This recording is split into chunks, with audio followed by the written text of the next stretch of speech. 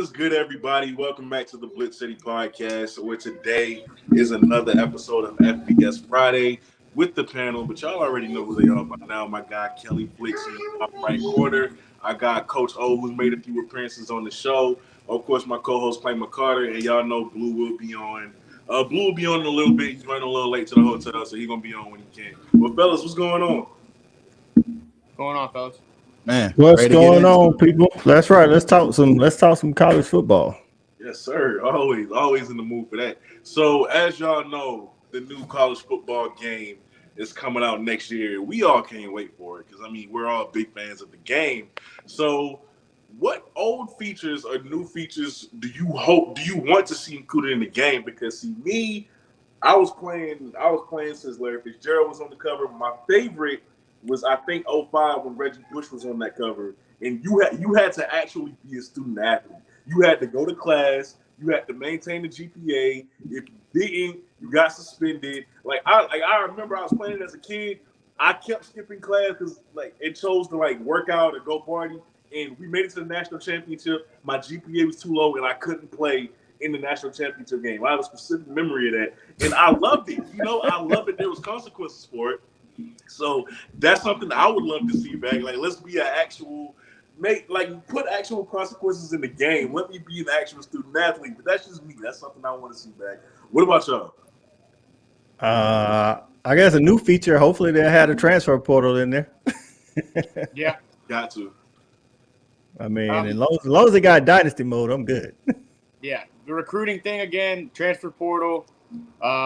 I hope that they don't make it as cinematic as Madden. You remember how the first beginning of when they started getting into Madden, where you have these background things that go on during the whole high school process and then college, and it's you have to sit there through 5-10 minutes of this back and forth. You're pushing the analog stick to answer it this way and answer that way. That's kind of cool and stuff, but I'm not trying to be doing that every single season that goes on because you're gonna do it for a minimum of 4 seasons, so you graduate them and then export them to Madden and play with them anyway. But I don't know, transfer portal definitely being key, and then of course I want to see NIL deals.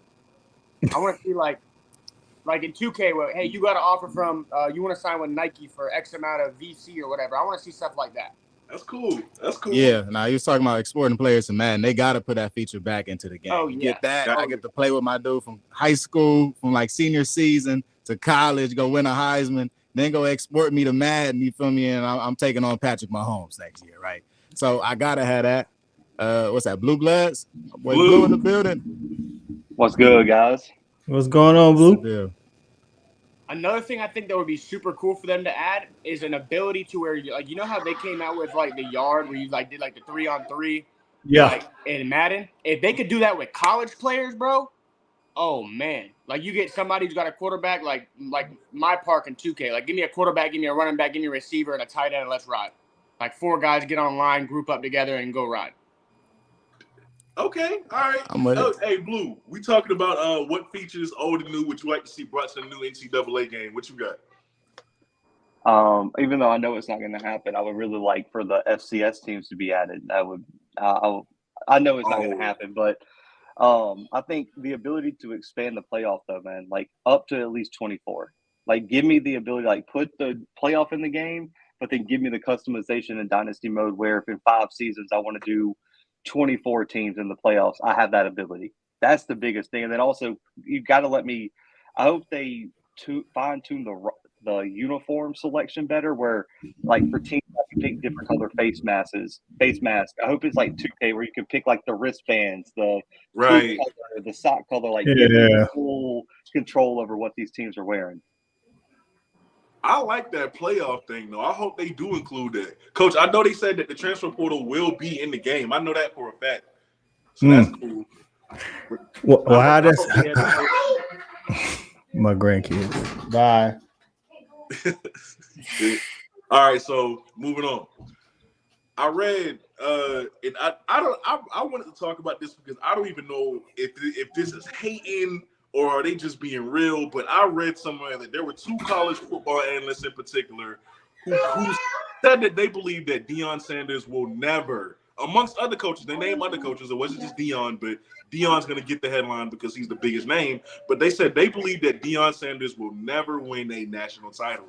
Me personally, I don't know what they have to go off of that just yet. Like, let the man coach a game or a season first, and let's see how he does. But I mean, do you think this is hating? Do you think it's fair criticism? What are your thoughts on those comments? Now, are they talking about at Colorado or just in his At career? Colorado. Oh, Well, they just dropped that blue chip ratio. They do every year where it tells how many, percent of your roster is 4 and 5 star. And if you're not above 50% in the last 20 years, nobody's won unless they are above 50%. Can Prime get over 50%? I believe in time he can. He's a good recruiter. Now, after that, I don't know. It's rough, man. He's gonna be in the conference and doing like once they expand the playoffs. You know what I'm saying? If he's still in the Pac-12, USC leaving the Pac-12, so all he got to do is battle like Oregon and Utah. Oregon ain't no easy thing. I'm just. That's what I'm saying. I'm just saying. But he getting rid of one of the big dogs. So yeah, all you gotta do is make it to the dance, and then from there, it's about what you can do. I don't know, man. Some places, I don't know. I think Colorado is one of those spots, though. Prime can recruit, but not a lot of people want to go to Colorado, the state of Colorado. So if they don't win soon, I don't know how the recruiting gonna keep up. You see what I'm saying? Like right. After a while, the kind of the shine and shimmer might wear off, and they're like, "Come on, man, you 8-9 wins, man. Like, what's going on?" But I think some of that criticism is predicated on the fact that he went to the championship twice at Jackson State and lost that consecutive years. So, like, maybe that's the reason why they're like, okay, if you can't win at this level, we know you ain't gonna win here. But still, I just feel like, get a man a season. But Kelly, Blue, Clay, what y'all think? I mean, I mean, if it's subjective to him being at Colorado, I mean, it's going to be tough. I mean, if he like Coach is saying, if he's going to go out there and 8 and 9 win seasons and stuff like that, obviously that doesn't get you to the ball game. But I mean, if he recruits and he goes through and being in the division, start having a little bit of down years and stuff, it's going to be tough. It's going to be tough in general there. Do I think that he's apexed at just Colorado? No, I think he's going to get another bigger job down the road because I feel like he's one of those. He's a competitor. He's going to be one of those guys that wants to elevate his coaching career and show that I can do things at each level and go from there. I think hopefully maybe the end game for him is FSU or something like that, where he gets himself back to where he was doing his thing and go from there. Does he have the ability to win a national championship? I wouldn't root against the guy. I mean, look at everything he's ever done for the game of football on every level. Him playing, coaching. I mean, I wouldn't say it's not impossible, but I don't think that it'll probably be something that happens at Colorado. Yeah, I mean, something about Deion. Deion does have that it factor, right? Whatever Deion touches, like, turns into gold, right? And really, to me, anything that Coach Prime touches is going to turn into gold. But to me, I'm not sure how long he's going to still be coaching at Colorado. I'm not sure if he's going to be staying coaching college football for that long. I'm not sure if he's still going to be doing this in 5 years. To me, I think that Coach Prime could definitely go to a national championship. We just saw Sonny Dykes just take TCU to a national championship. So I kind of feel like anything is possible coaching-wise, as long as you amass the talent, you have the years in the game. Now, is Coach Prime going to be in Colorado or still coaching college football in 5 years? I don't think so. And I think that may be the reason why he won't win a national championship. But if he's coaching, he got it. Yeah, Kelly took my exact point. I guys came on this show last week or last time we did this, and I don't think he's going to be coaching after Shedeur graduates. So I don't think it's a huge surprise. I mean, and let's just be honest, the odds say that most coaches are never going to be a national champion. So analysts saying this, I mean, they're just hedging their bets. I mean, is Colorado to get on the level of Georgia, Alabama, Ohio State, these real national title contenders, Colorado's at least going to need 3 to 4 amazing years of recruiting development. So I don't think he's going to be in it for that long. So I think it's a safe bet to say that Deion Sanders is probably never going to win a national title because it's definitely not going to happen within the next 3 years. So, Blue, you say you think he's going to be gone after Shedeur gone. Ain't Shedeur Rising Jr.? Yep. Yeah. Mm-hmm. I mean, if because the only reason I asked that is because if he keep up the stats that he had at Jackson State, he probably going to enter the draft this year. or next Yep. year, I should say. So you think he a one and doneer at Colorado? Yeah, I mean, listen, he's already shown that he has no loyalty to anybody other than himself and his family. So what? He might stay for Travis 1 year, I and then think once he'll stay Travis for goes to Travis. the draft, he's going to dip. I mean, he Gotcha. doesn't that he went and got a bunch of transfers that have limited eligibility in the first place. Like, I don't think he's there for the long run building Colorado into like he doesn't care about the brand of Colorado. Come on, Facts. I think he's there to get Shador drafted. He did what he had to do at Jackson State. He thinks Shador needs P5 tape. He went to the conference where quarterbacks put up NFL numbers week in and week out. Bo Nix went from an average quarterback at Auburn to a Heisman Trophy contender in the Pac-12 at Oregon. You take Shador there, he puts up ignorant stats, he's going to get drafted. So I think it was a smart move, but I don't see Prime wanting to go through the grind year in and year out and be a 15-year head coach like Kirby Smart or Nick Saban. Like, you just can't. I just don't see that in him. Yeah, no. I'm with it. Even watch him walk the sidelines, you know what I mean? I hate to bring this up, but even the health complication, he has a hard time getting up and down the sidelines. He's going around in the golf cart at practice and stuff like that. Just thinking about having a long head coaching career and being out on that field every year, I can't see that for Coach Prime. Okay. All right. Now, moving on. Let's talk about I saw y'all talking about this on social media, so I wanted to get y'all's takes on here. But as y'all know, there is a payout proposed to current college football players to be in the game of $500. 500 whole dollars and no royalties. That's all they get, and that's it. And players don't really like that. You know, there some people are saying that, you know, they're not gonna want to be in the game if they're only getting $500. I just want to know whose side of y'all on this? Because you know, like Blue, I saw you on Twitter. You said we don't even need the players, to be honest. Put generic rosters on and we good. I'm fine with that as well. I'm fine if you want to make Marvin Harrison Jr. You know, that's my dog. If you want to make Marvin Harrison Jr. and put a generic name on him, do that. But what's y'all thoughts? I would say, man, like, do I agree with the $500 compensation if they want to be in the game? Absolutely not. But at the same time, if they just go back to doing just the numbers, we're going to download the names just like we have been doing for a number of years, or you're going to go in and edit your roster or whatever. It's going to be still going to be able to be done. If you break it down, I guess, financially of what it would take, let's use these figures as a base, okay? $500 a player, and let's say that there's 70, what would it be, 75 kids on roster, Coach? What would you say? 85 scholarship players. 85. But if you 85. do name, but the thing is, if you do name, image, and likeness, most Division I teams have 100 players with like 15 walk-ons. So you do, if they all agree, you got to put the walk-ons in too. So that's 100. It's like 150 teams, 100 players. And then they said they were going to do the FCS as like a DLC extra pack potentially. So you got 120 FCS programs that you potentially might have to add with 60 something scholarships on those teams plus the however many walk-ons they have. Yeah. So I mean, break it down on let's use a safe number here.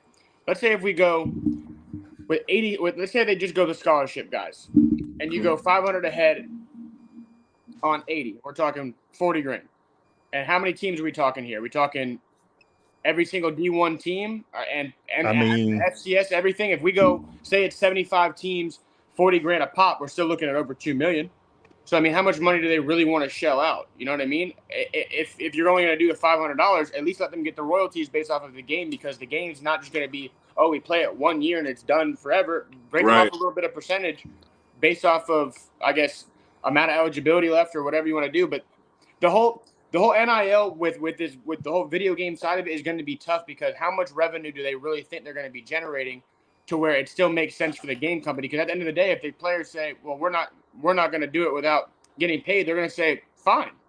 Yeah, because they ain't got no leverage because people been waiting on this game for so long. Like Forever. literally everybody that wants to play the game will play with generic players. So it's not like they hold the cards and like, hey, you don't pay me Exactly. more than 500. I'm for the players getting paid now. Don't Yeah, absolutely. And they have it in their back pocket. But they don't have any leg to stand on when they dealing against the company, the EA Sports, because EA Sports like, look, people want this game regardless. So you can either get in or either way, we making the game. So I had to push back. I had to push back on that though. My bad, bro. I didn't cut you off. But I mean, the whole reason why this game wasn't happening was because of the players, because of name, image, likeness. You know, this game kind of came back because NIL is a thing. When it comes to the players and the EA Sports making this negotiation, Front Office Sports put out a pretty good article about the situation where they talked about how the players were represented by this company called One Team Sports, right? One Team is created by the NFLPA and the MLBPA, right? They created One Team as, kind of like a negotiating service type of thing to where they negotiate other player unions deals also. But a lot of the other player unions they represent are like underserved, right? They're representing the MLS Players Union, the Women's Soccer Players Union, women's like tennis, men's rugby, you know what I mean? Mm-hmm. And I really feel like they failed in these negotiations because they came out of these negotiations with this $500 deal. It was supposed to be around a $5 million player pool for the players, but coming away from this deal with $500 per player to me is a loss for the players. They're kind of telling them they can either take it or they can walk. So it's kind of like it's a done deal, and it's really kind of up to the players whether they protest now or just simply opt out of the game, and then we throw the rosters in there. Well, yeah. I think it just comes down to overall numbers, man. Like at the end of the day, no player is like. Madden players don't get royalties. They don't get directly paid for being in the Madden game. But I think it broke down to like $17,000 per player for like Madden 17 is the last stat that like was accurately put out. NFL teams, you got 55 players on 32 teams. If they're only getting $17,000, man, what's the most you're getting is maybe $1,000, maybe. And that's if you're Caleb Williams and you're the cover athlete. At the end of the day. The problem with the players' negotiation isn't that I'll get paid whatever you can. That's cool. But the problem is they're not united on any front because you got a lot of big name players who are tweeting out, man, I don't even want to be paid. Just put the damn game out. I want to play as myself. And so if you got vocal voices in your own team saying we don't care about being paid, how do you have any leverage to negotiate getting paid at the end of the day when there's only a handful of people speaking out? And some of the people I've seen speaking out aren't even starters, so we don't care about you being in the game in the first place. Just put number 28. You're a third-string running back. You don't deserve more than $500 anyway. Another thing, too, is the major players, they're already getting more money than what this game's even going to offer anyway. They don't really care. That's just another thing that they're going to go blow on a pair of shoes or a trip to Miami that we'll see on Instagram. Facts. Even if they was to raise it to like Blue said to like $1,000 per player, even a lot of the third stringers or second stringers at some of these larger universities are making more than $1,000. So it's like, what we really out here wasting time for. That's to me, a win in this situation would be probably going to $1,000, between $1,000 and $2,000. Possibly negotiating some type of sliding scale you could do for the players, but that may not happen, obviously. And obviously, it got to be bonuses. There's got to be bonuses in this. There's got to be bonuses. Need to be either not incentives, but royalties for these players. This is probably going to be one of the biggest college football games ever, knowing this is the first one in 10 years. So having royalties on this would do a lot to that $500 check 10 years from now. All right. Now, let's get to the topic I want to talk about. Hopefully, this is a little controversial, right? The college football Mount Rushmore. Everybody has one. And, of course, it's going to differ because we all have players that we like or dislike. Who is on your Mount Rushmore for college football? And before I say mine, I need y'all to understand that this is me. Like, this isn't just off of how great they were. This was based off of impact of just who I just love to tune in to see every Saturday. Like who I just couldn't wait to see every Saturday. So don't judge me. All right, don't judge my list, but this is what it is. DeAnthony Thomas. I just feel like he's one of the best players to ever come through Oregon. DeAnthony Thomas is my all-time favorite college football player. I'm gonna put him on there. Tavon Austin. All right, again, this is just who I love to tune in to watch every Saturday. D'Anthony Thomas, Tavon Austin, Jadeveon Clowney. Say what you want. A defensive end capturing the whole nation like that is something you rarely see in college football. He had everybody wanting to wear number 7 as a defensive lineman. Clowney had an error with the Gamecocks. So D'Anthony, Tavon, Jadeveon Clowney, and I think for my last player, I'm gonna go with another Oregon player, LaMichael James. That's my 4. What's y'all's? Are we just doing players, or are we doing like coaches? Oh, you can do coaches too. It's up to you. Because like to me, like there's no debate. Like at this point, you got to have Saban on it. Yeah. Like at some point, like I mean, you can't have a college football Mount Rushmore without the greatest coach of all time. Yep. He's got to be there, I think. And then like after him, and it's just oh my gosh, it'll be so personal because I don't think you'll ever get a consensus like nationally because there's just so many different directions to go. So I'll throw Bo Jackson on mine just because. I throw Bo on mine too for obvious reasons. Hey, Russell Haynes, thank you so much for the $10 donation, brother. Thank you, sir. Yeah, go ahead, Blue. I didn't mean to cut you off. Oh no, so I'd say Saban, Bo. I don't want to have 2 running backs, man, but I really want to put Herschel Walker on there too. I really, really do. And then you can even argue Reggie Bush on there. Gosh. Okay. So you going back to like the actual greats. That's guys. what I think of when I think of like if I had to make an Auburn one, it'd be simple for me. But like a college football Mount Rushmore, you gotta have a defensive player on there too. I think Ndamukong Suh could be in the argument for that one. You would have, I mean, God, because I don't think Charles Woodson deserved the Heisman, so I wouldn't put him on mine personally. Really?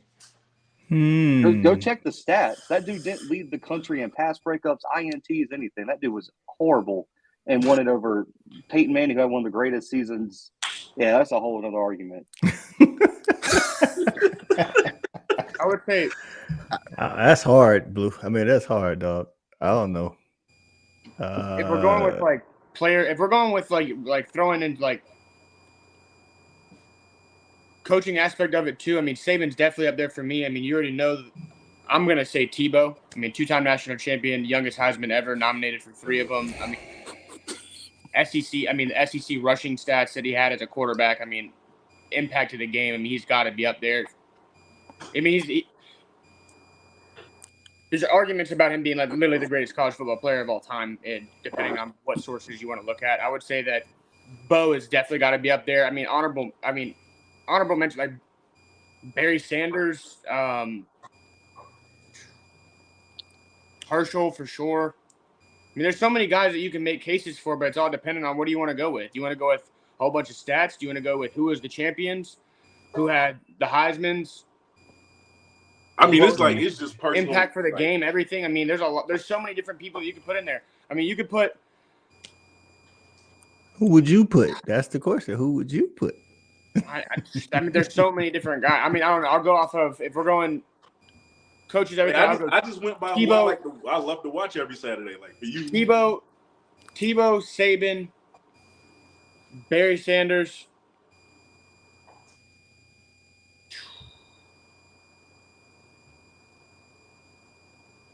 Mike Vick. That's mine. I'm gonna go with Vic, Saban, Herschel, and Rocket Ishmael. All right, give me Steve McNair, Randy Moss, Reggie Bush. And I really like Ndamukong Suh. I ain't gonna lie, when Blue brought that up, that's really got me thinking about it again. So Suh for sure.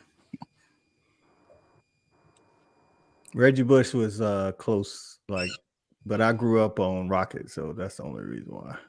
Rocket of Notre Dame. Oh, okay. Yeah, I saw that. I saw the documentary. Dude was nice. Yeah. Reggie Bush, I think, was an overall better player, but I like you say, I grew up on Rocket. He was my favorite player growing up. So.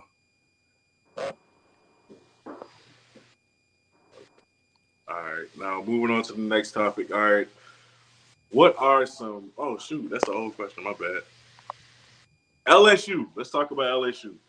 I was on Twitter and I saw them release air-conditioned helmets, and I'm just like, It's great. It's innovative. I like it. For practice especially.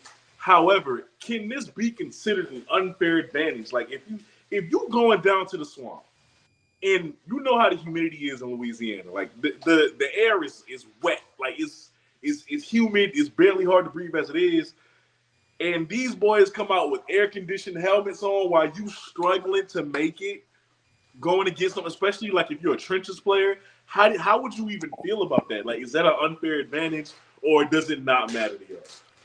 I don't think it's unfair advantage. I will say, like, I'm only 26, but I felt like an old man when I first saw this, because my first thought was like, bro, do you remember those two-a-days in Southern Alabama? I was like, y'all are so soft. But that was like my first thought. Then I was like, let me bring it back into perspective. But I started laughing about that. But I don't think it's unfair advantage, because let's be honest, the SEC, there's not a Power 5 school really and truly, especially in the SEC, that can't afford to do this. Bingo. That's what I was going to say too. I don't think it's an unfair advantage. You got to spend your money on what you want to spend it on. They spend it on air conditioned helmets, and like you said, it's not a. I don't think it's a lot of teams other than maybe Vandy got money. They just don't spend it on football, like, you know what I'm saying. So, but if they wanted air conditioned helmets, they could get them.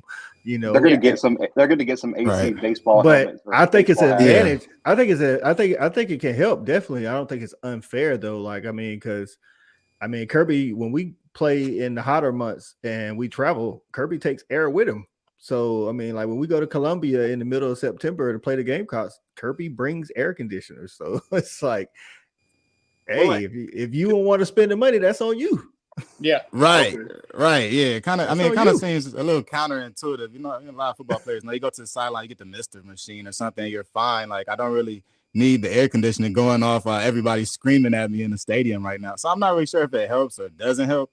Like Coach was saying, if you got the money to spend it. You know what I mean? Go ahead, try it out. But this is some experimental type stuff right here. You know what I mean? This is something you do in practice, mini camp. I would be surprised to see a lot of guys actually use this in the game, to be honest.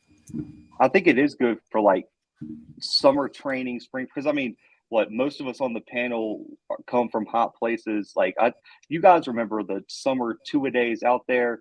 This will probably help a lot of kids from like passing out and having health issues, because we always hear the tragic story of someone passing away or having a health scare due to heat stroke. Like, this could help with that. I mean, I think that's the positive part of it. But do I think there's going to be a lot of games during the season that this is necessary? Probably not. But at the end of the day, is a lot of stuff, a lot of these Power 5 programs are spending money on necessary? Probably not, but it's great to have. Yeah, like Blue said earlier, man, it does kind of speak to the generation now about being soft, because, like, listen, it's not funny if somebody passing out in right. But when we was coming up, you pass out, they just be like, man, put some ice on them, get them back on the field, man. Like, right. It's showing the wealth is what it is. I mean, it's all it is. It's a luxury. It's not. It's recruiting. It's a recruiting tool. Like, I mean, right. It's cool. You know what I'm saying? Literally, no pun intended. Question: don't both teams? Nah, like I don't think that's a requirement for both teams, Russell. Like, if you pay for it, you get it. If you don't, you don't. Like, he might have been referring to when I said Kirby takes AC with him on the road, and no, both teams don't. When we played them in 2018-19, when DeAndre Baker had the pick six, South Carolina players literally were too hot. They didn't have air conditioning until they went into the locker room. We had it on the sideline. That's crazy.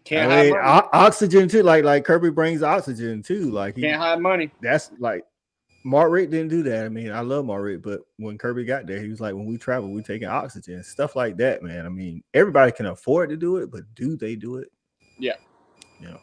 All right. So next question: if you guys had the resources to make any Group of 5 team a powerhouse, right? Like a big dog at the Power 5 level or at the FBS level, who would it be and why? And I felt like when I saw this, my mind immediately went to Appalachian State, because I just love that program. Like, in the Group of 5, I love to watch those boys play. I love that program. I love what they're about. You look at their home games; it's always packed. They always draw a good crowd.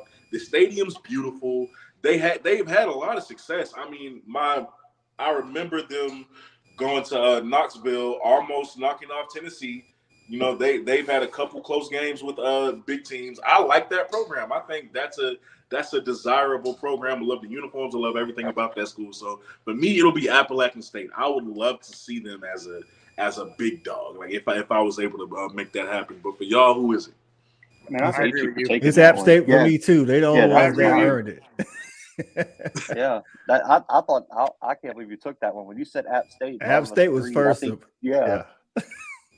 Right. If I had to go personal though, like just because I grew up, because the Jacksonville State was my FCS team. That's what got me into FCS football, and they just moved up, so they haven't even had their first season in Group of Five. So if I couldn't pick App State and I had to go personal, I would look at them. I also have always liked James Madison, even though I don't know how much help they really need because they're already killing it at the Group of Five. But if I could throw some more resources to have them, because their uniforms are clean, their stadium's nice, the campus is beautiful. So James Madison would be a cool team to see take a big jump from Group of Five to national champion.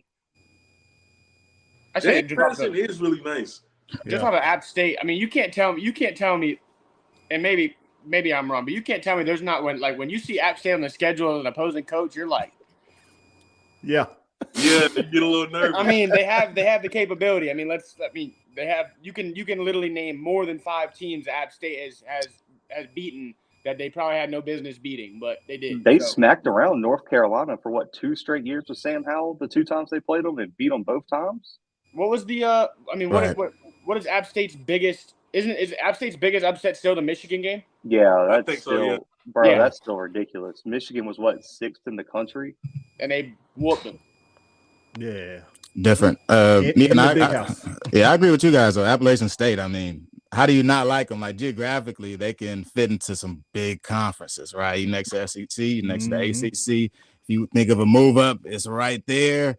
And how they play against Power 5 opponents. I mean, they've been doing this for a while, man. We saw a date all the way back to when they handed up Michigan back in, I don't know what that was, 06, 07. So now at this point, Appalachian State, what they've been doing, it's kind of like what you would have wanted to see from Boise State, honestly. But you've seen with Appalachian State throughout the years, and really traveling up to Boone is a problem. And what they've done branding wise has been great. They even had College Game Day up there last year. Right. Oh, that game was crazy. Yeah. And I will say this about them, though. The weird thing about that program is they'll like go to a Power 5 school and either get the upset or almost come away with the upset, but then they'll play Georgia Southern and lose a heartbreaker. Like I don't. That's their rival though, and they play them every year. So Georgia Southern knows what App State is bringing. A lot of these other teams just be like, "Oh, it's App State." You know, we seen them on TV once, but Georgia Southern play these dudes every year, and that's literally like their number one rival. It's a great game every time. Yeah. All right, so let's talk about the College Football Hall of Fame. And I saw RJ Young talking about this. So I wanted to know y'all's thoughts. So, as you know, the College Football Hall of Fame requires a few things of head coaches to be admitted into it, but one thing in particular is that head coach has to win at least 60% of his career games. As y'all all know, Mike Leach unfortunately passed away last year due to health complications, and he won 59.6% of his games before he died. And RJ Young was saying that the rule should be changed to allow Mike Leach to be in the College Football Hall of Fame. How do y'all feel about that? Give him the honor just off of give him. I would say, and personally, I mean, nothing sentimental. I don't have a relationship with anything Mike Leach had ever coached, but I said just because of what he did with his style of running an offense, and also I liked a little bit of his character in interviews of how he kind of was as a guy. I mean, it seemed like he obviously takes it serious, but he still has the ability to kind of goof off a little bit and make jokes and be kind of a little bit like interesting and outspoken. Let him in there, man, for just to give him the honor, man. Let his family carry that on. Let his younger generations be able to carry that with him. Of man, he's 0.4% away. Come on, man. Like it's not like the guy was Pete Rose rigging on games and stuff like that, which he should still be in the Hall of Fame. That's another conversation aside from football podcast. But let him in. I think a cool thing to do would be, let's be honest, guys. We all watched the bowl game that Mississippi State won after Leach's passing with his logo on the helmet. I just did the math. I looked it up while Clay was talking. If you give him that bowl game win on his record, he's on 60% winning percentage for his career. I Just vote give them yes. that bowl game win and let them in, man. Come on, because they won that game inspired by Leach. Like, just give that to his record, put him right at 60%, and let's move on. I don't think they're gonna pick them apart. Hopefully not, but I think they'll let them in regardless. Yeah, Maybe they can use that him being under contract, technically still during that time frame, to where maybe they can use that in their card to be able to have an argument to get him in. Hey, look, or get one game disqualified or something. I don't know. Whatever we got to do, we definitely got to get Mike Leach into here. I mean, if it's like making the percentile 59% or just saying, if you're above 59.5, whatever you got to do. Because Mike Leach to college football is like everything. You know what I mean? He's kind of godfather of a lot of different air raid offenses. Looking at Cliff, Lincoln Riley, all these different guys. His message has spread throughout college football, and that is the game that we see today. Without him being in the College Football Hall of Fame, it would be a disservice to all college football watchers, players, anybody involved with it. I agree. I think his offense has definitely changed the game. I don't really have an answer other than the question: if Mike Leach, rest in peace, doesn't die and he finishes his career and retires at 59.6%, are you still wanting to let him in? I think so, because I got the I got the same type of feel as like Deion, because like if you can't tell the story of college football without mentioning that person, they should be in the Hall of Fame. And with the Texas story, with the I guess creation of that type of offense, like you can't talk about the air raid spread offense without mentioning Mike Leach, and then all the different stories and upsets and where he coached and the great players that played under him. You can't tell the story of college football without this guy's name. He should be in. I think it's a dumb rule regardless, because I feel the same like Deion says to the NFL. If you can't tell the story of the NFL without that player, they should be in the NFL Hall of Fame. Got you.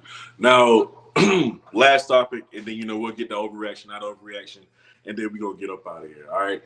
Tyrann Mathieu has made it known multiple times that he does not like the transfer portal, that he himself played against guys like Patrick Peterson, Morris Claiborne, and he loved it. He loved the process. He loved the experience. He loved learning behind those guys and then earning his spot, waiting his turn, and earning his spot on the field. Me personally, I get it. I truly get it. And I think a lot of these players utilizing the transfer portal for reasons they shouldn't be. Like, they get yelled at, I'm into the portal. Like, I don't like it. I don't like how he's treating me. I think a lot of these kids are soft in that aspect. But if I'm good enough to play right away, I'm gonna do that. Like, if I'm good enough to play, I'm not trying to wait 2 years. Like, I played behind the number one defensive end in the state and a 3-star Florida State commit. Did not like it. Before I got my chance, didn't like it at all. So, I mean, me personally, if I'm good enough to play, I'm going to go somewhere where I can play. But how do y'all feel about this? I will go last. I would say I agree with both sides of it. I mean, it's for him, it was different times that the transfer portal wasn't an option, and then nowadays with the transfer portal being where we are with that, it's yes and no. You know what I mean? I mean, it's years and years and years and years and years through football. You didn't have this transfer portal. Now that you do have it, you have these guys that go and they say, "Oh, well, hold on. You know what? Like you said, I got yelled at practice, or I got on the campus and I don't really like it. Coaching staff doesn't really want to push me into the starting spot or whatever it is. You get beat out and, oh man, I'm gonna leave or whatever it is. Man, it's different times. I could see it from both sides, but it's all timing, really. I guess from my opinion on the question. I will say to the stat guy, kids coming out of high school, sometimes you just make the wrong decision. So it's not just the saying, hey, don't go to the school to begin with. But I get it. But go ahead. I ain't Well, yeah. Now, things are changing. You know what I mean? You introduced the transfer portal, you can't take it away. Sorry, it's never going away. I think that once you open the floodgates, it is what it is. This is how it's going to be. Now, I really feel like Honey Badger has a problem with the kids and making their decisions. Nobody's saying you have to enter the transfer portal. They simply are giving you an option to enter transfer portal. And to me, allowing the kids to have decisions, the college players to have decisions, there's nothing wrong with that. I honestly, my true thoughts about the transfer portal is I think it'll end up slowing down after we get all these COVID guys out of this system. You know, I think they've kind of concentrated a little bit more on the transfer rules. They've closed up the windows, only a couple windows now. If you're a lot of master students we're seeing are still transferring day by day, but everybody else underclassmen wise, it's a little tighter on them. And I think in years to come, it'll be a little stricter. Yeah, I mean, like for me, I see both sides. It's great that kids can have the option to leave for various reasons, but I do kind of see his point. Like I'm with him on that, is that I think it creates a different type of mindset and it takes a different type of athlete to wait your turn, develop in that system and trust your talent. You look at, I mean, Georgia's the best example. Look at some of the guys who have waited their turn, played a year or two, and turned out to be absolute superstars. Like betting on yourself in that system and trusting the coaching staff is the best thing. And you see, at the end of the day, some players just have to come to the realization you might think you're good enough to play, but you really aren't. Like, yeah, you could transfer to another school and you might be good enough to play there. But if you're not good enough to start at the school you're at, like at LSU, Tyrann Mathieu was not good enough to play as a freshman. As a true freshman, he was not better than any of the guys that he named. And at the end of the day, you got to take a long look in the mirror. And if you're not good enough to play, transferring isn't the solution. Staying, developing, and getting good enough to play is the better option. So I see where he's coming from in that aspect.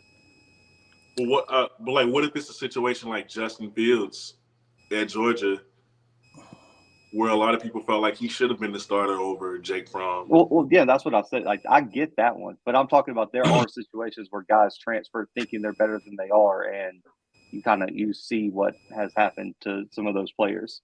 Right. I think there should be, from the player perspective, I think there should be a form of transfer portal. Now that we have NIL on the table, I don't think if you're already a college student and you transfer, I think you should be able to transfer, but when you transfer, you should have to go a season without NIL, because a lot of these people ain't waiting for playing time now. Now that NIL is here, they're like, oh, this school will pay me more money. I get that, but you was already playing, or you could have made money there, or you might have didn't like the reps you was getting or something like that. From a coach perspective, dude, coaches want to win.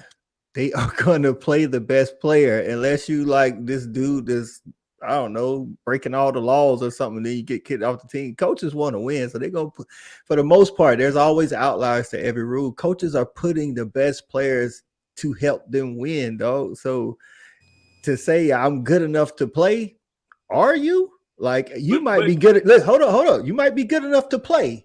You might not be good enough to play at that particular school. And the way the transfer portal is, to the stat guy's point, when I'm making a decision now, I really don't have to put a lot of thought into it. You know why? Because if I don't like it when the coach yells at me, I can just up and leave. Back in the day, I feel like we let the kids, like, you don't teach the kids how to really think a decision through. Like, should you really be going somewhere that's got 5 running backs already? Like, I ain't scared of competition. Bro, they all sophomores and juniors, and they all had like 700 yards. Like, okay, if you're not willing to wait, why would you even choose that? You know why? Because I can just enter the transfer portal. Like, that's not life, dog. Like, you can, like, you gotta start thinking things through. Like, oh, I can just jump in the transfer portal if I don't like it, if I practice too hard, or I don't like to be in the rotation. Like, I mean, like I said, I think there should be some form of transfer portal. I definitely don't think you should be able to get NIL right after you transfer, because that's really why people are transferring now. So, but see, that's the short version of what I got on that. I'm leaning more towards Tyrann Mathieu though. See, I make that comment about, like, if I'm good enough to play right now, I'm gonna go play right now, because, like, aren't there still plenty coaches and old-fashioned college football head coaches who feel like I'm gonna start seniority over talent every time? Not the elite teams. Not the elite teams. Yeah, maybe not the elite teams. I mean, maybe if you go on the Boston College, maybe, I don't know. Yeah, but that's a dog. Clemson, Ohio State, LSU, A&M, these people, Georgia, Alabama, USC, they not, bro. These coaches' jobs are literally on the line. Now, if you go to Boston College, you as a coach, you got more leeway, because they don't. regardless of what some of my friends think, Boston College ain't trying. They ain't expecting a national championship. They want one, but they're not expecting it. Like if you go to like Kirby Smart's trying to play the best player. You know why? Because at the end of the day, he's trying to win, and if he doesn't win after a while, then the rumbling starts. So like you may be good enough to play, but if you don't get to play at Georgia, like this, okay. So for instance, we just got the safety Joseph Aguarno. If I messed your name up, Aguarno, sorry. It's 5-star safety, number 2 safety in the nation, but he's coming in to play behind Malachi Starks. Is he good enough to play? Yeah, but he's behind Malachi Starks. I mean, what we're gonna do? Sit Malachi? I mean, Malachi was a freshman when he was on his recruiting visit. So it's like that dude wanted to come in, he wanted to work. And I just think you got to put more, thought into your process, man. Like you could say you good enough, but you might not be good enough at that particular school. and I'll give you a hot take. Like I know, but this is probably gonna increase the show by 15 minutes. Like it's easy to look back now with hindsight and say that Kirby should have started Justin Fields his freshman year, but you think of Jake Fromm just led that team to the SEC championship, throwing 30 touchdowns, almost 3,000 yards. Are we 100% sure that Justin Fields was going to be better than Fromm as a true freshman? I think that Justin Fields would have been better, but from a coach's perspective, that's a chance you're taking. Exactly. As a coach, when you're talking about good versus unknown, you know what I'm saying? Like he could have got in there and did exactly what he did at Ohio State, which I personally think he would have. But as a coach with jobs on the line, you're like, man, this dude really didn't even know we didn't even get this dude all the playbook. And with the talent surrounding him, he took us to a national championship. That's how I think Kirby was thinking about it. It's like, okay, I can gamble with Justin Fields, but what if he turns out to be, not Justin Fields or some other dude? Well, I know what Jake Fromm is going to do. He showed me, that's how coaches think, known versus unknown, Coach, so, to add to that, Coach, I see exactly what you're saying I feel like what you're saying from a coach's aspect of what happens if Kirby does say, okay, you know what, Jake Fromm did lead us to an SEC championship game. He did throw for 30 touchdowns. I'm going to go with Justin Fields. Now, what happens in the transfer portal era? He pisses Jake Fromm off, and now Jake Fromm wants to get out of there, and Justin Fields ends up not being exactly what you say. I mean, there's a lot of things. I mean, they have to have conversations like that of, man, what happens if we do go with this guy and it pisses off this guy? And now we already seen what he can do.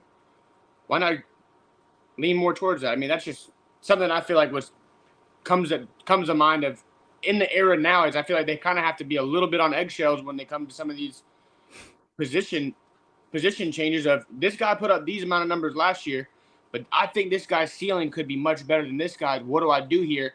If I start this guy, does this guy have the fragile personality to where he's going to take it to heart and say, I'm out? Yeah. Or he's going to let me play 2 or 3 games and then see if he comes back to me. I think Justin Fields is like I say, that's everybody goes to when we talk about it. Everybody goes to Justin Fields. There's 6,000 kids in the transfer portal. I can guarantee you, none of them dudes is Justin Fields. Yeah. So like, bro, like what we talk about, like you can't use the outlier to justify everybody doing it. You know what I'm saying? Yeah. Some of these dudes are literally leaving because they didn't like that they had to be in at 10 o'clock all the time or whatever. Their coach was too strict about whatever it was. Well, Coach, let me ask you this, because you guys just got the number 1 quarterback, 5-star quarterback, Dylan Raiola. I think that's his last name. You got 3 other quarterbacks on that roster who we don't really know about. Like, what you think? Should he? Like I said, I think the transfer portal should be there, but I think there should be some kind of restraints on it so that you don't use it as a get out of jail free card all the time. Like the reason why they had it before the transfer portal like it was so that you did really think about it. Like, okay, you can transfer because they've always been able to transfer. They just had to sit out a year. It's like you lose a year of eligibility. Like I'm just saying you lose NIL because that's what's going on now. We're talking about today's game. So I do believe 1 of those or 2 of those quarterbacks are going to leave, but some people are going to stay because, to be honest, in the game that we play now, unless you're like the offensive line and maybe not even offensive line, I think that might be the last position that you can can't play 1 year and have a big year and go to NFL. Matt Jones, NFL. Jalen Carter literally only started 1 year. People don't even realize that. He only started 1 year, and that was last year. Yeah. I mean, come on, like they talking about Carson Beck. If he does what they think he's going to do, 1 year, he's gone. They NFL draft analysts are talking about he's going in top 2 rounds next year because that's the kind of year he's like 1 year. So it's like, okay, do you actually need 3 years these days? No, because I mean, look at Nolan Smith. Go look at his snap count for his career. That dude played like 100 snaps over 4 seasons. I mean, first round pick. That's what I'm saying. So, like, if you try to use the I need to play, no, you need to play good when you play. You don't just need a whole bunch of snaps. You just need to play good when you play. Right. I think it's going to be a lot of horror stories coming out of the portal when we look back years from now, because a lot of these guys are transferring. Not a lot of guys go from Power 5 to Power 5. And a lot of these guys don't end up in better situations that they left from. So I think a lot of people are learning hard lessons. They're keeping their mouth shut about it, but it's not going well. I'm with you. I think majority of these dudes that hit the portal, like I say, right now is 6,000 players in the portal, dog. Like, what percentage of them players you think gonna actually pan out somewhere? None. I mean, almost none. It's going to be and there's a whole nother conversation we can have extending past just Power 5, where you got guys who are All-Americans at the FCS level on draft boards transferring to UTEP and New Mexico State. Like, bro, that's not an upgrade. I'm sorry, going from Montana State as the all-time leading rusher to San Jose State, that's not an upgrade. I mean, if your coach leaves, then like I say, I think there should be a transfer portal, just better. Of course, it like rules to it. You know what I'm saying? Like if your coach leaves in your freshman year, then you're like, dang, man, this dude recruited me. Next guy might run a different system. I don't know. So now you got a reason to transfer. Again, I still don't think you should be able to make NIL the next year. Cut the money off. Hey, I guarantee you cut the money off, you stop seeing a lot of these. Like I gotta wait a whole year without money. You know what? This $80,000 down here in Lexington, Kentucky sound real good. Well, did you see? Like, I forgot where it is. Like, I got to try to find the link for the next show. I know they did it for basketball. I don't know if they've done it for football yet, where they put a value on transfers based on like average points, average minutes, eligibility left, and like a graduate transfer all conference in the SEC is worth like $3 million in NIL. Ooh. That's what people are throwing bags at. Like Jahani Broome, who just came back to Auburn, he went to the NBA draft, tested the waters, and came back. Auburn paid him more than he would have gotten if he would have got drafted outside the lottery. Oh my goodness! Oh yeah, wow. NIL is definitely helping a lot of guys, especially basketball, like you say, stay in college. All right, let's get to the last segment of the show. All right, overreaction, not overreaction. You know how this goes. I picked this one for you, Clay, because I know you a Florida fan. All right? So, you're so dirty for this one. You are dirty for this one. Florida's 423 game streak of scoring at least a touchdown comes to an end this year. I'm gonna end this topic real quick. The overreaction, because we got a 2-headed monster in the backfield this year, and them boys are gonna get in the end zone at least once during a game. Facts. Okay. That's literally during a game. You're not telling me that during. Yeah. Like, this amount of time in football. Trevor Etienne is a home run hitter, and the other dude, Montreal Johnson, is a dog. Once you get it in goal line, like as long as you get it into the red zone, I think they'll get a touchdown. I mean, can we be honest? The only team that has the potential to shut them out is Georgia. That's it. That's the only team on their schedule that maybe, if it's just a game. But I think they'll get one. I think they're gonna get one in the time when everybody turned the TV off type deal. Yeah, that's in the fourth quarter. Yeah, I'm not that confident in Billy Napier's team and like general, you know what I mean? So this is a thought that runs across my mind from time to time, but it is hard to keep it's hard to keep out of the end zone. It's hard to keep people out of the end zone. As good as the 21 Georgia defense was, they only did it like, I want to say 4 times, I think. It's hard to keep people out of the end zone, dog. Especially Power 5 teams. Like to shut down a Power 5 team, you got to have some dogs on the other side. All right, so everybody agree that's an overreaction then? Yeah. Yep. All right, bet. All right. Man, don't be sitting there trying to just like sock me over, dog. It's all good. I appreciate y'all, boys. There was too much Tebow talk going on, man. You had to fight back somehow. So overreaction, not overreaction. And somebody actually said this: Marvin Harrison Jr. wins the Heisman by shattering Devontae Smith's Heisman year production. Who throwing him the ball? That's an probably the question. overreaction, dog. Overreaction. Listen, man. Yeah. Let's stop acting like this. It's a quarterback award. Stop. It's a quarterback award. He's not. First of all, he's got to split the catches with Emeka and Julian Fleming if he comes. But I'm like, who throwing Kyle? We don't know what Kyle McCord got back there. You know what I'm saying? Has he even been named the starter? I don't know. I don't think so. No, they haven't. I think Marvin Harrison Jr. is going to win the Biletnikoff. Him or Rome Odunze from Washington. I still don't think we give enough credit to Devontae Smith. We talked about this when we talked about that wide receiver list, 3 weeks ago? Like, y'all were hating on this. This dude put up 117 catches for almost 2,000 yards and 23 receiving touchdowns. Like, that is ignorant level of stats right there for a wide receiver. It was. Like, Marvin Harrison Jr. has the talent to do it, but he doesn't have – I don't know if he has a quarterback even half as good as what Devontae Smith had at that time. Right. Yeah, I think it's an overreaction, man. I don't think Marvin Harrison, he may not even go over 1,000 receiving yards next year. I don't think he has to do that to go number one next year. I think everybody knows his talent. They know his skill. He stays healthy. He does his thing, makes it to the league. I'm not sure if he'll even be in the Heisman race this year. Hot take with that under 1,000 yards? Thank you. Quarterback. Okay, I don't know about under 1,000 yards. I don't know about that one. But, yeah, I don't know. But no fault of his. Make a run at 2K. 2K is a lot. I think the Heisman race is going to boil down to. I hope Blake gets it next year. I do. I really do. It's going to be for a running back to win it. Man, he's going to have to put up like Barry Sanders numbers. Ain't no running back gonna win it. And Michigan better go back to the playoffs. Oh yeah, they're gonna have to. Blake coming off an MCL injury too, so I don't know about that. Plus, he got to split carries with Donovan Edwards, so he can't put up those kind of numbers. All right, overreaction, not an overreaction. Jacksonville State in their inaugural FBS season upsets the Gamecocks, similar to how they did Florida State a couple years prior in a Hail Mary. The stat guy gonna kill you. Oh my Overreaction. I don't know. I don't think so, dog. Not overreaction. Yeah, I think that's an overreaction. When is that game? Is that in like November again? Yeah, it is. Yeah, I don't know about that, bro. Man, you be playing some big SEC dudes, bro. Yeah. I mean, give me an overreaction. That would. I mean, that would hurt Shane Beamer's career. That would hurt Spencer Rattler's career. Like the whole outlook on their season would be down after that. Like I don't think 50.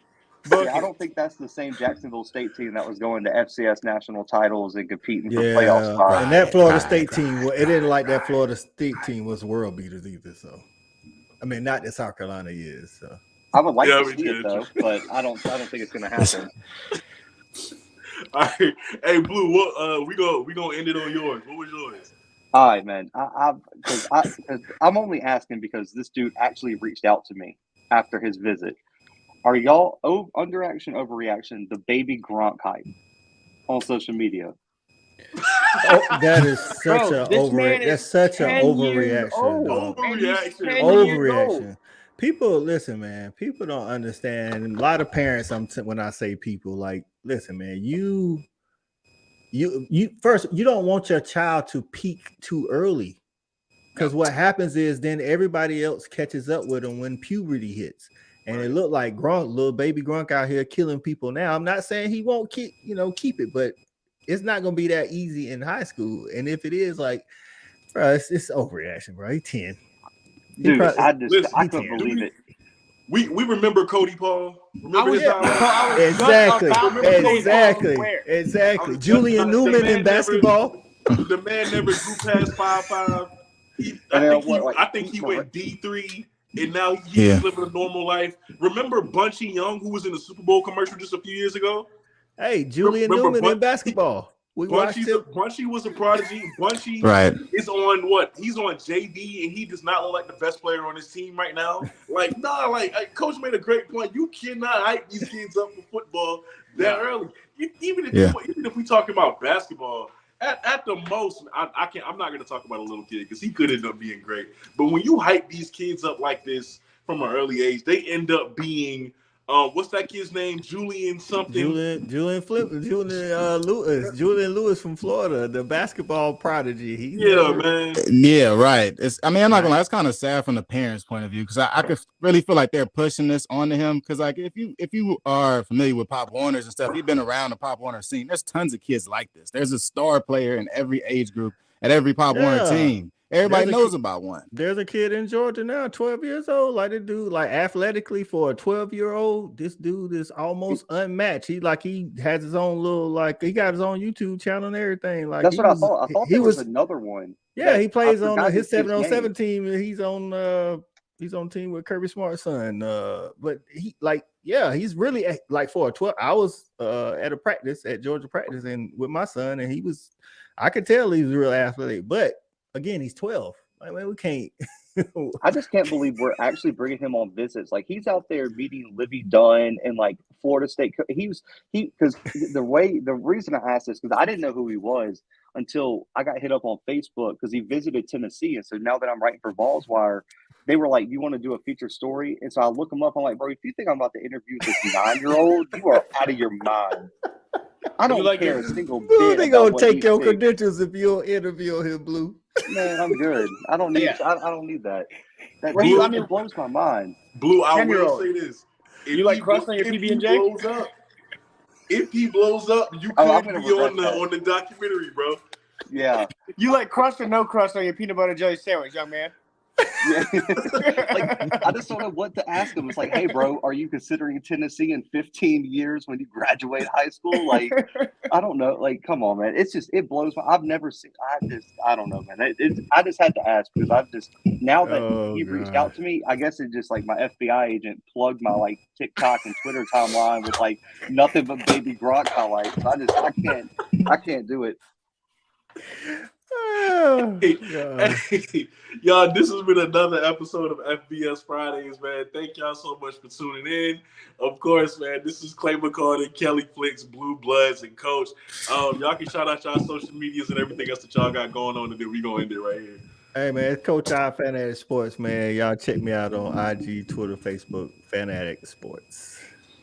Yep, it's your boy Kelly Flicks, man. Check me out on YouTube, Lace Up Podcast Network, HBC Flicks, every Monday, HBC Football for 30 minutes. Clay McCarter, childhood friend with Kobe.